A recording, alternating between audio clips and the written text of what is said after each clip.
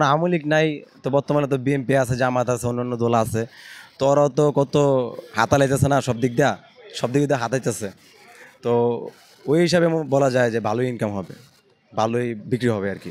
এখন বর্তমানে তো আপনার সরকার নাই, তো অনেকেই তো ছিল রাজনৈতিক দলে যুক্ত ছিল, তো ওদের তো টাকা পয়সা ইনকাম অনেকে নাই, অনেকে তো পলাতক আছে।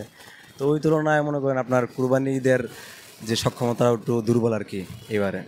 ক্রয় ক্ষমতা বলা যায় কমছে, কারণ যেহেতু দেশের ভিতরে একটা হুঙ্কার চলতেছে। মানুষের কোরবানি দেওয়ার সক্ষমতা আসলে অবশ্যই বাড়ছে, কারণ হলো সবাই এখন মোটামুটি ভালোই চলে, ঠিক আছে। আর কোরবানি সবাই মোটামুটি ভালোই দেয় এখন, আগে তো অনেক বাড়ছে। না আসলে আওয়ামী লীগের লোকজনে গরু বিক্রি হবে, গরু যার বিক্রি করা সে বিক্রি করবে, আর যার কেনার সে কিনবেই, ঠিক আছে। কোরবানি যার দেওয়া সে দিবেই, আর যার না সে তো দিতেই পারবে না। এখন যে প্রেক্ষাপট চলছে আসলে আমাদের 5ই আগস্টের পরপরই যে অবস্থাটা চলছে, আমাদের কিছুটা অর্থনৈতিক স্থবিরতা দেখা দিয়েছে। এই অবস্থা থেকে আমি বলতে পারি যে হ্যাঁ, ডেফিনেটলি আমাদের কোরবানি দেওয়ার সামর্থ্য আগের থেকে কমেছে কিছুটা। তবে আগে যে একটা শো অফের দিন ছিল, আমার মনে হয় সেই শো অফের দিনটা বন্ধ হয়ে এখন আবার আমাদের যার যতটুকু সামর্থ্য, সেই সামর্থ্য দিয়েই আমরা কোরবানি করব। হ্যাঁ, ব্যবসায়ীরা অবশ্যই হতাশায় আছে।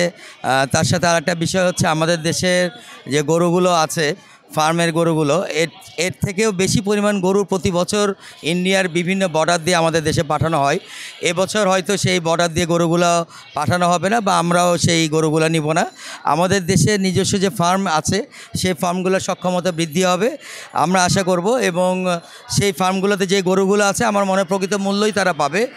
তাদের অধরা দুশ্চিন্তা করার কোনো কারণ নাই, কারণ এখনও মানুষের সামর্থ্য কমলেও ওই জায়গায় যে কমেনি যে তাদের গরু পড়ে থাকবে, কাজে তাদের দুশ্চিন্তার কিছু নাই।